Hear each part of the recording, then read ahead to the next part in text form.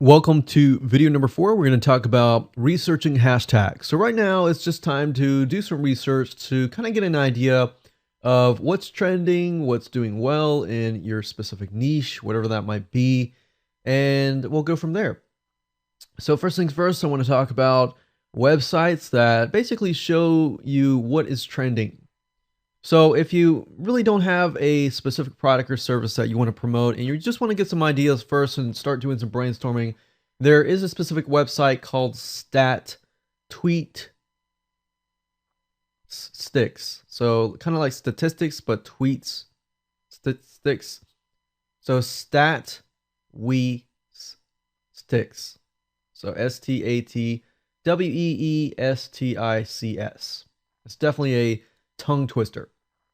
But if you go to the site and go to the hashtags tab here, you don't really need to type this in. You're going to see the trending hashtags within the 24 hours, within this week, within this month, within this year, and so forth. And you can actually see what's moving out, what's moving down, what's about the same, and what people are talking about basically. So if you want to hone in on, specific games, for example, video games, other things like that, then you can easily do that and get into these little niches. Now, obviously, you as a business owner or nonprofit or you're trying to get your message out, most likely you're not really interested in trending hashtags in general. What you're interested in is trending hashtags or hashtags that are widely used within your niche. So what I recommend you do is you go to a website called hashtags.org. We're also going to use Twitter, but I just want to show you a few websites you can use first that are free. And all you have to do is simply enter the hashtag right here. So let's say, for example, that I have a company. It's a doggy bakery, and I cook doggy cakes and cakes specifically for dogs, and I can send them over all around the country for people. So I'm going to type something like dog bakery and see what I get.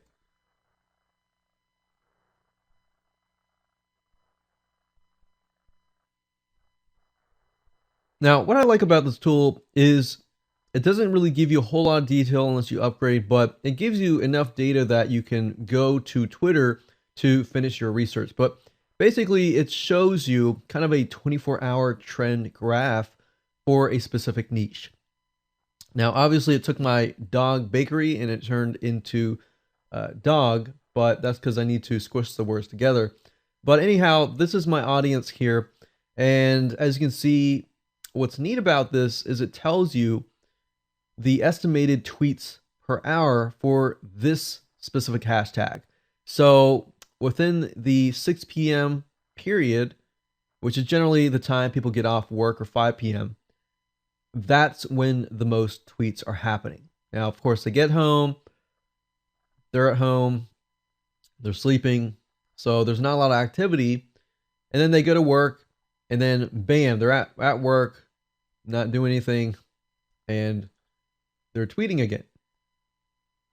So that gives me a good idea of my market because I've already done the demographic research.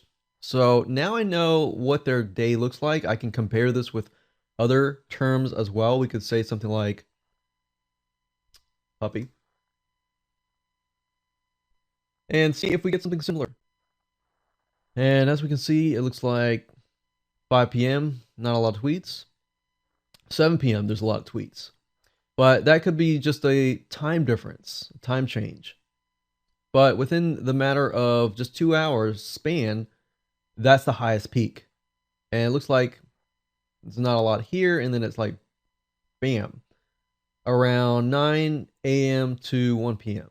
That's when they tweet. So this kind of gives you a analysis of their lifestyle so that you can take the demographic data, take their lifestyle, and you have a better idea of possibly what's going on in their brains. Because think about it, that's really, really important, because if you know what's going on in their brains, it's easier to start or join a conversation that they have already started or that you have started. Now, this tool has related hashtags, but you got to upgrade. I'm going to show you a way around this. There's actually another tool that you can use to get related hashtags. So really what I'm after here is just the graph. Now, when I have this data, what I do is I move over to Twitter, and twitter.com is here. And at the top, you can easily just put a pound sign like this, doggy cake, and see what people are talking about in terms of doggy cakes. So like I said, if I'm a doggy bakery and I want to know if people are interested in this type of stuff, then I can see this. So, okay, doggy cake, homemade, delicious, blah, blah, blah, Instagram. So they have actually a picture of the doggy cake. And we can see this right here, cupcakes and bakery, doggy cake, blah, blah, blah. It's actually editable.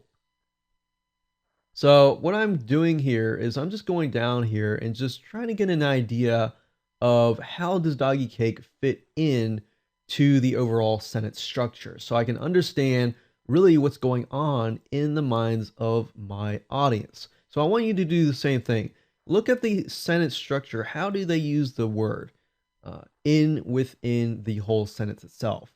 And look at these pictures along as well. Does it kind of line up with the demographics that you've already done research on? Because this will actually give you a better view on how to reach these types of people just by doing research. And by doing this, you can think, okay, doggy cake is very, very popular. Maybe doggy cupcake is not really that popular. So I'm going to stick with doggy cake.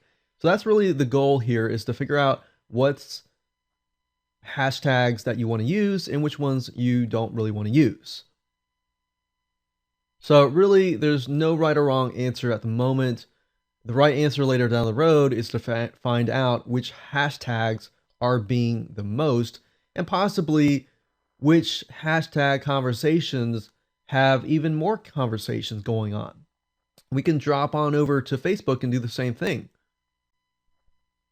Now, as you can see, I went to Facebook and I typed in pound or hashtag doggy cake, and we see a couple responses, not a whole lot. One thing I will say is that you will get more tweets and more responses at Twitter, because Twitter really is all about hashtags. Facebook, in a way, may not be as much, but you still can get some traffic from Facebook. So don't think because you're not getting a lot of as much as Twitter that you can't get as much with Facebook. Facebook, you might get less, but hey, it's still targeted traffic. And you can move this on to Instagram, other social media sites as well.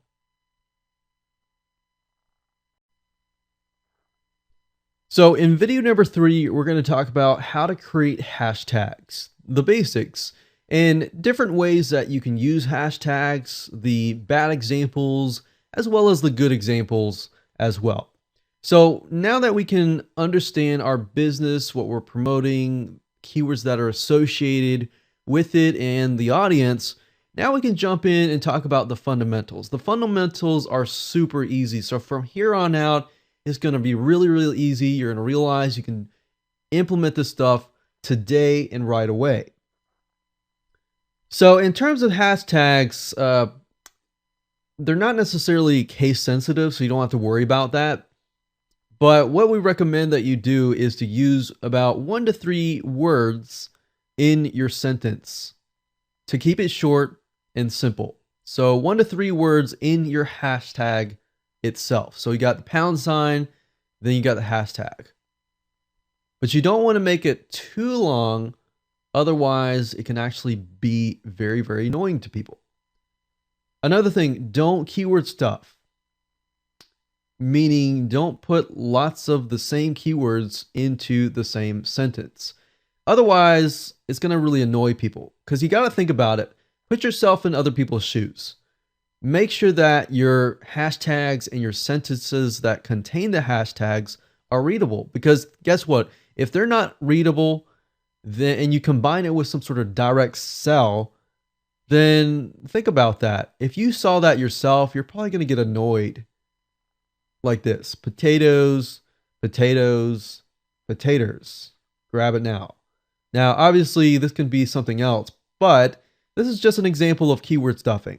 Some people have the idea of saying, okay, I got a cool picture of this service or product or whatever that they might be hashtagging, and they're going to keyword stuff. So they're going to put the word, they're going to make it plural, and they're going to put different variations of that word, thinking that they're going to get a lot of traffic.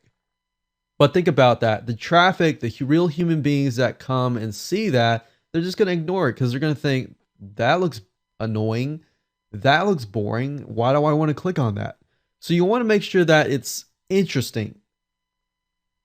Another thing, some hashtag with many, many words. So remember I said use max probably 1 to 3 words in the hashtag itself. And this is not necessarily even the sentence. This could be just one hashtag. So remember, you got a hashtag, you can put a word without a space, so it looks like this. But anytime you put spaces, that's the end of the hashtag. So hashtag annoyingly long string of words. Don't do this, okay? This is going to really annoy people, and they're just going to ignore you, and it's going to hurt your branding.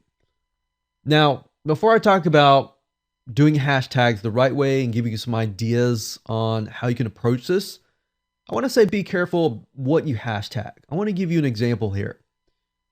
Can what you hashtag be used against you? Yes, it can.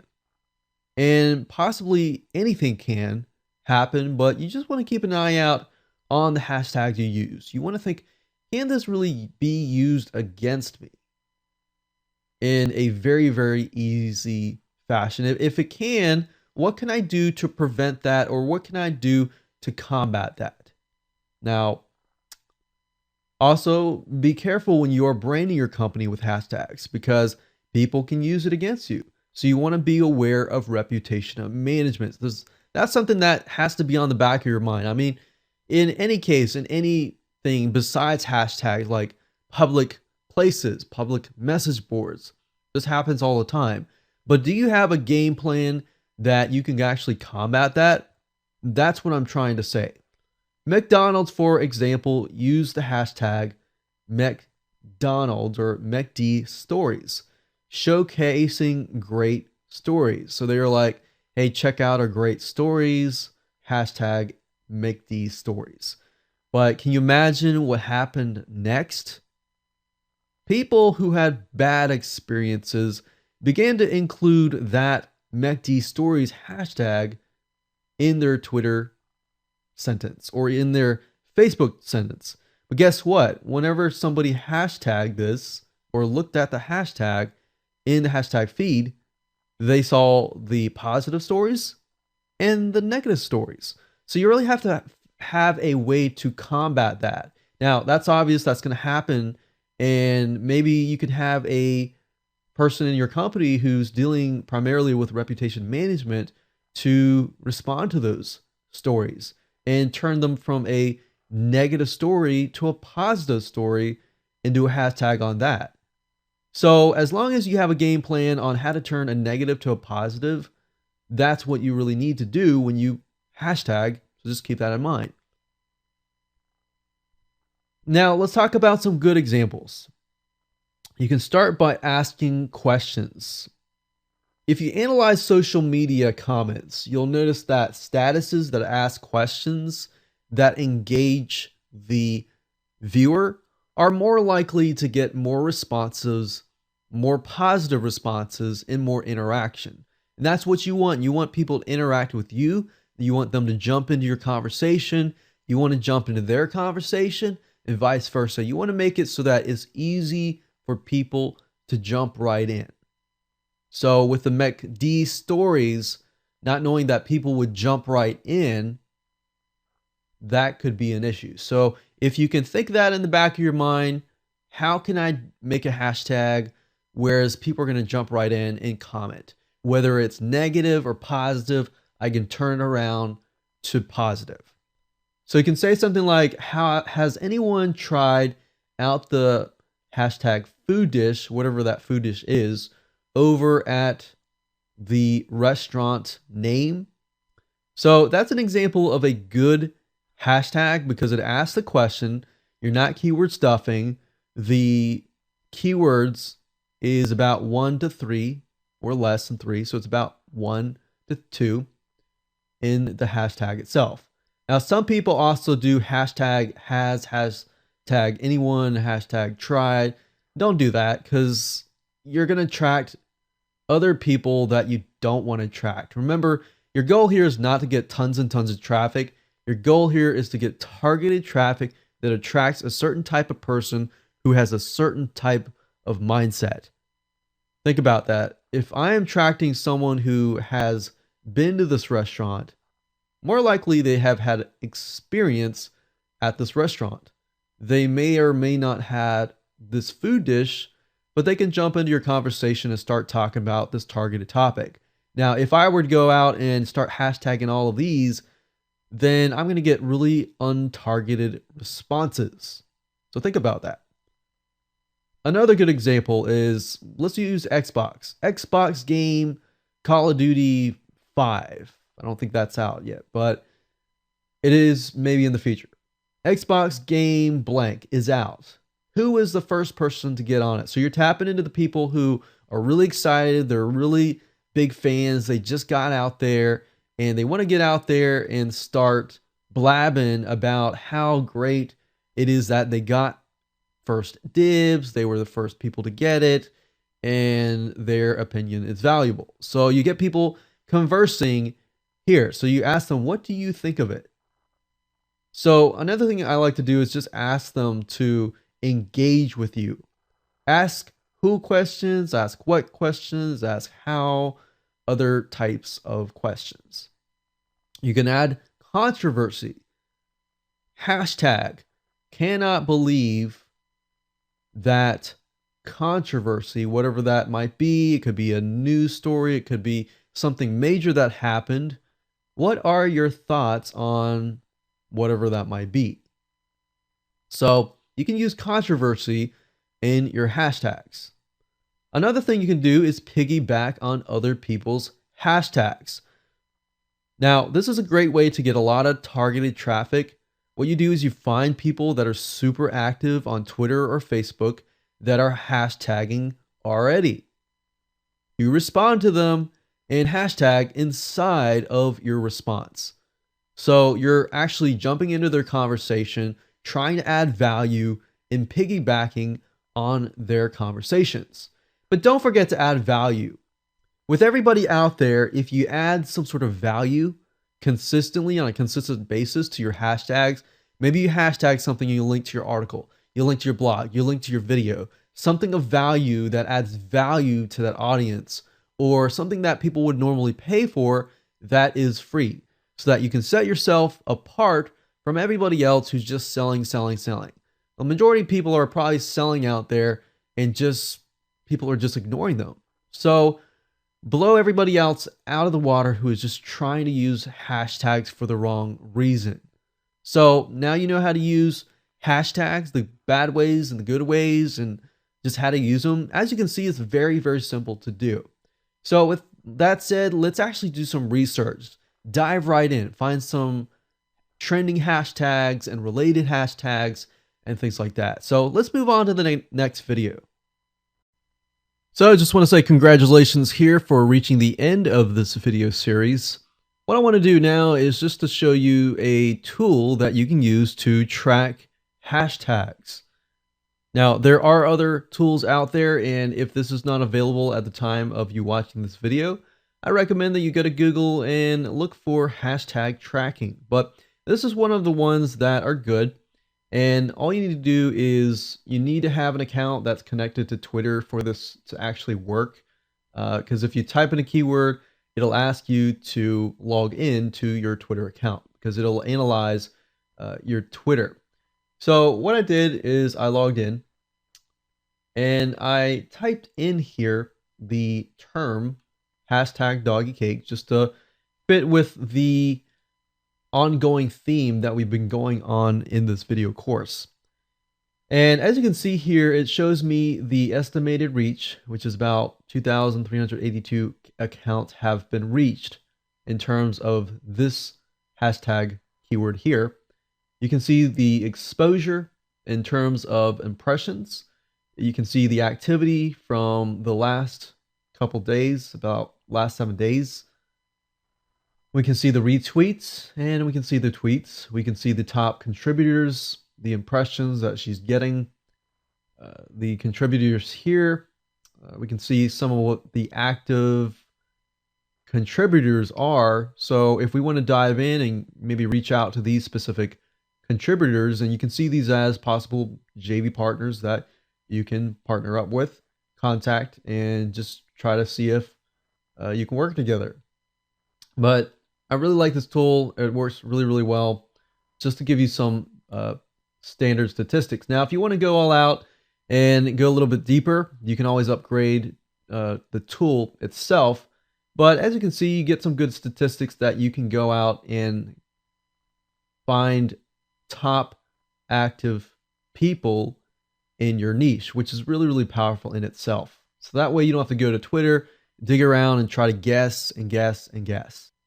So one more strategy that I want to talk about before I end this video is that if you want to use the tool that I showed you earlier, find a very, very strong hashtag, use it, and then a couple days or couple weeks later down the road, you can go to this specific website, enter that hashtag in there. If it's a unique hashtag, and you can track it, see how it's going, if it's working out, and then you can actually see who that hashtag has reached. And then you can use the same method, find the top contributors of that hashtag and go at it. So hopefully this helps you, and make sure that you take some action and start getting results. Welcome to video number 2. We're going to talk about how to use hashtags for your business. So first things first, I want to ask you, what are you promoting? Are you promoting a product or service, or are you a nonprofit trying to spread your message? And I want to ask you, what are your top 10 to 20 keywords or the different types of jargon that people are using in relation to the area of your product and service? So as you know, every little niche, every little market has their own way of talking. So what I want you to do is think about your product and service right now and just jot down keywords that relate to your product and service, things that people use a lot. For example, as a web designer, some people will use font names or popular font names, CSS style sheets, and other things like that. So things that only your niche would understand, but popular keywords, because a lot of people in their own niche will be having their own conversations. They will have their own hashtags and things like that. Don't worry right now about whether those hashtags are being searched or not. Just go ahead and jot that down, because we're in the brainstorming process. And once you get out of the brainstorming process, then you can learn the fundamentals. But before you can do that, you need to think about your company and you need to think about your audience. So list it out. The second thing I want you to think about is remove all the keywords, remove all the hashtags. Feel free to pause this video at any time if you need to just jot those words down. Next, I want you to remove the hashtags for just a minute. So before using hashtags in your business, what you need to do is you really need to know the inner mind of your audience. Do you know your audience's demographics? For example, do you have in mind a specific person who might be interested in buying your products and services, what they might look like, and things like that? Because guess what? When you get on social media sites like Facebook and Twitter and other sites, then using this knowledge is going to help you go further than your competitors. If not, I want you to go on to a site called Quantcast.com, do some research on your niche, and create a customer profile so that you can hone in on what matters most to your audience. So let's do that right now, real quick. So, like I said, go to the site quantcast.com. That's quantcast.com. And what you need to do is simply enter a keyword that relates to a very, very general part of your market or your niche. Or you can enter a domain name as well. Now, what I found with Quantcast is while it doesn't have, statistics about every single website out there, if you can find a good amount of lists of or keywords that relate to your product and service and enter them here, do that until you actually get some demographic data, which is right here. So this is just traffic data up here, and it shows you how many people are visiting. That's not really something that you're interested in right now. What we're interested in now is the demographics. We want to know, is your audience mainly male, female, what age group, kids, no kids, what kind of income, college, what kind of college, no college, a little bit of college, a lot of college, grad school, what kind of ethnicity and race, and more. And you can also see stuff like other interests that they might have. So even though they're not necessarily like news might not be related to your product and service, you will know that this type of person is most likely going to be interested in your product itself. So this is golf niche right here. So what we're seeing is in the golf niche, it's obviously dominated by male, mainly 45 to 65 above, no kids, meaning that more likely the kids are out of the house. They have a high income, generally 100,000 or above, basically 6-figure to 7-figure incomes. They have at least college or grad school, and they're mainly Caucasian. So now that you have a better idea of who your demographic is, you can really hone in on your audience. Another little trick you can do is go onto Facebook and go to these groups and just take a look at the people's pictures so that you can see, does this actually match up?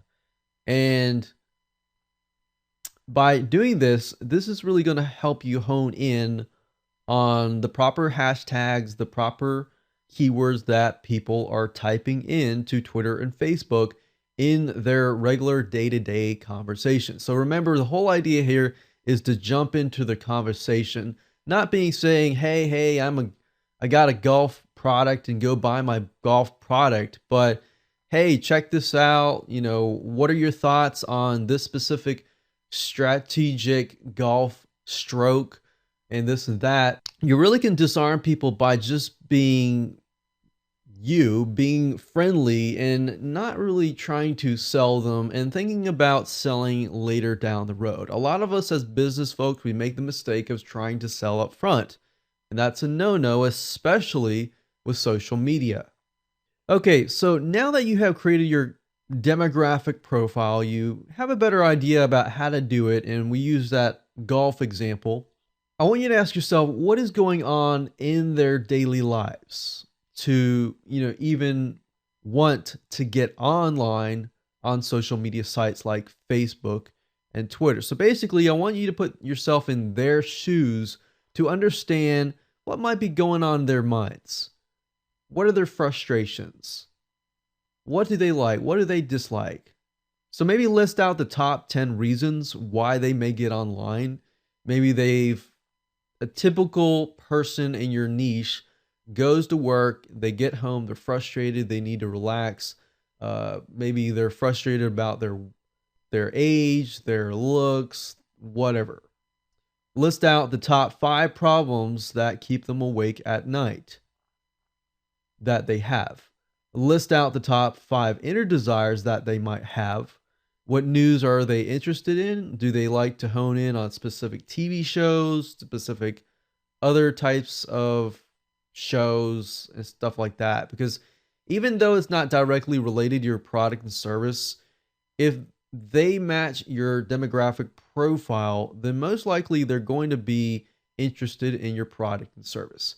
So go ahead and list those out before you move on to the next videos. Hello and welcome to video number 1. We're going to talk about the introduction to hashtags. So first things first, I want to make sure that you're in the right mindset. I want you to realize that when you're dealing with social media, it's all about building curiosity in the conversation. And it's not about selling your product or service or getting somebody to take action right away. It's about building a relationship and going from that point. So what I want to do now is give you a quick videos overview of what we're going to be talking about in this specific video series. This is video 1, introduction. Video number 2 is going to be how to use hashtags for your business. So before you can jump right in, you need to have an idea about, how you can use hashtags to brand your company, how to market your company, and things about your business that you may not have thought about just yet. Then we'll talk about the basics, the fundamentals, like how to create hashtags. Then we're going to talk about researching trending hashtags, so we know which hashtags are getting a lot of traffic. And then we take that one step further and we figure out related hashtags to that main hashtag keyword that we are focusing on. Then in video number 6, we're going to focus on hashtags on Twitter, hashtags on Facebook on video number 7. Video number 8 is going to be about using tools to speed up the process that we talked about in videos 1 through 7. And that is how do you find hashtags that are powerful, that are trending, and that are doing really, really well without having to do all of this research here. And then, of course, if you want to track how your hashtags are doing in terms of how impactful have they been to your audience, then you can watch video number 9, and I'm going to show you a specific tool that you can use to do that. So here's basically how it all works. So basically what you want to do is you want to research trending hashtags in your niche, first and foremost. Once you've done the research, then you can brainstorm and plan those specific hashtags around your product and service. Then you can start the conversation, communicate with people, and go from that point. Now the question is, what do you need? Well, you need a Facebook account, you need a Twitter account, and you need an idea of your audience. What are their deepest desires? What do they hate? What do they like? What keeps them up at night? And what is your end goal? Is your end goal to sell a product or service? Is your end goal to get them to sign up for a lead magnet, a freebie, a squeeze page, getting them on the landing page? What is your end goal? And then you can have some money only for the paid tools if you want to speed things up. It's not required. You don't have to do it. You don't have to use software tools or anything like that. You can get away with not doing it, but just want to make that available to you if you want to go down that route. So with that said, let's move on to video number 2. So in this particular video, I want to show you a cool tool that allows you to kind of detect the strength of a hashtag. And if you go to RiteTag, that's RITE tag.com, you'll be able to create a free account. They have pricing plans, but you're able to test this out and see if you like it. You don't have to use this tool, but it definitely speeds things up, and it's pretty amazing. But if you take a look down here, as an example, as somebody is composing a tweet, you can see that it tells you how good and how strong a Twitter tweet is. So for example, they have a legend here. The red means that the hashtag has been overused. The blue means that it is good, and the green means that it is great. So if you write a hashtag and you realize that it's overused, and there might be too many conversations out there that surround way too many topics that are just scattered and not really honed in on your niche market, then that could be an issue. So this is a really cool tool, as you can see here. So what I'd suggest you do is just go ahead and create a free account. What this allows you to do is it also allows you to install their extension onto Google Chrome, Firefox, or Safari. When you're done with that, you can actually log in, and this is what it looks when you log in. There's a lot of other things that you can do with this tool, but I primarily want to focus on you composing a tweet and being able to use hashtags and detecting the strength of the hashtag itself. So I went and clicked on compose tweet here, and over to the bottom left hand corner here, it says compose tweet. So we can write something like, has anyone tried the hashtag garden salad at the Olive Garden? And we can say something like Atlanta. And it's obviously gray, so want to do something like blue or green would be good. Red's not too good. If it's red, then obviously we can switch that hashtag to something else. So I just wanted to show you this really quick, that instead of trying to play the guessing game, you have here something that is a tool that will measure the strength and how good a hashtag really is. Welcome to video number 5. This is how to find related hashtags to the main hashtag keyword. So you know how I talked briefly about this in the previous video, and I showed you that there was a specific website that allowed you to see a 24-hour graph so that you kind of could see the day-to-day lifestyle of your audience. But then when we tried to find related hashtags, it wanted you to upgrade. Well, this specific website allows you to do it for free, and this is an amazing tool. I think you're going to be blown away. So if you take a closer look here, the site is called hashtagify.me, and if you go to this website, you'll be able to see related hashtags. You'll also be able to see top influencers, usage patterns, and in-depth intelligence. But right now, we're primarily interested in related hashtags. Now, this is really amazing because you can see the inner thoughts of the conversation. So as you know, a conversation has more than one word, but generally speaking, it has a main theme. But with this tool, it allows you to see the main theme plus all the keywords that are associated with that theme in analyzing all these other tweets. So let's stick with the theme that we talked about earlier, which was doggy cake, and let's take a look at the conversation. So what I need to do is put a hashtag doggy cake and see what we get. So what this does is it analyzes a bunch of tweets. It takes the top tweets and it says, okay, doggy cake somehow is related to doggy birthday and celebration. So obviously, as real human beings, we know that to be true, right? We know generally somebody gets a doggy cake for some sort of celebration, most likely a doggy birthday. Unfortunately, that's something that we as dog owners do. We get stuff for our dogs, especially if they are kind of like our kids. But you can see the conversation going on here. So maybe within doggy cake, I can use doggy birthday and doggy celebration so that people in that niche know that, hey, this guy knows our jargon. So obviously this is pretty obvious, but you know what I'm saying. If you go dig deeper into some sort of other tweets, other niches, you're going to have your own jargon. So let's dig in. Let's say something like WordPress theme and see what we get.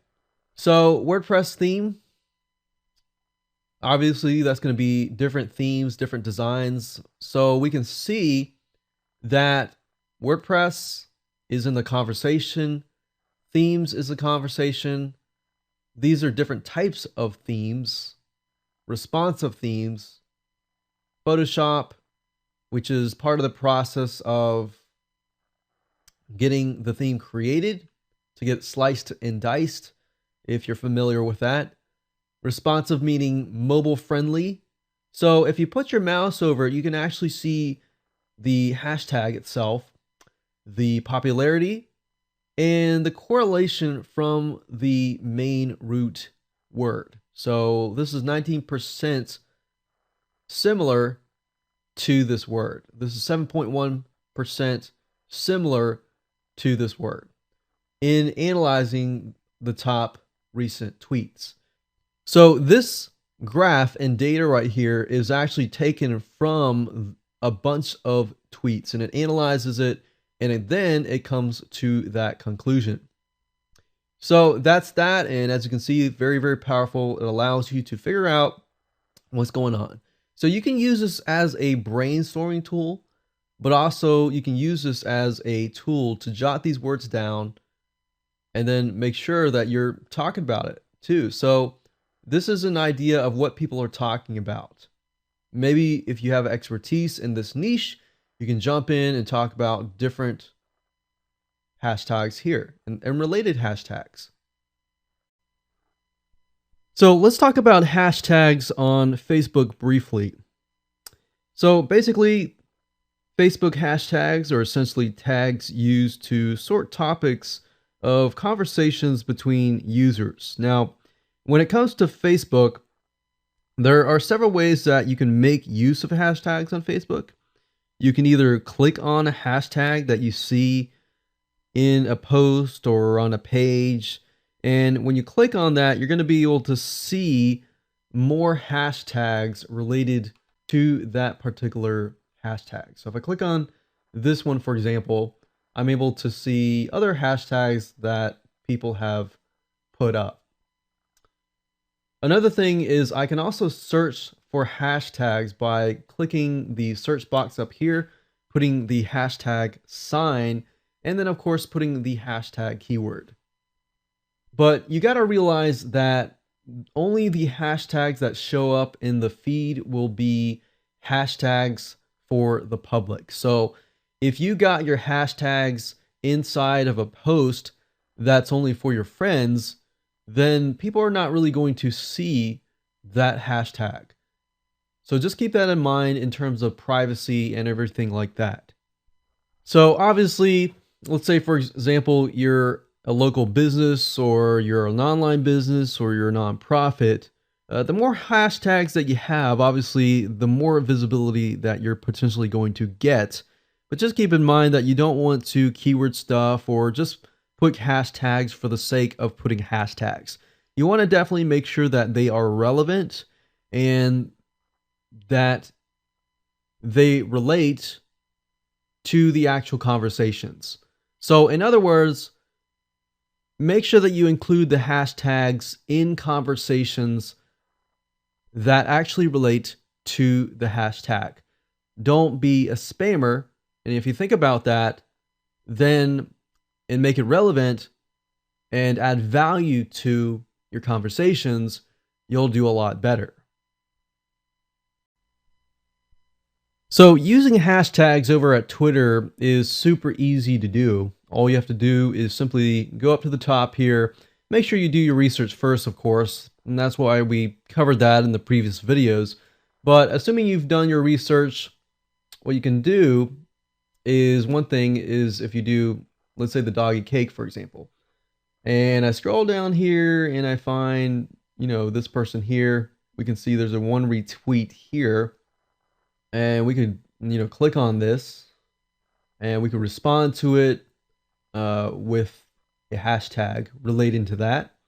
And doing that is just simple. It's just putting it into a sentence, putting in hashtag right before it. Just keep in mind that when you place a space right after that hashtag, it's going to either create a new word or you can create a new hashtag.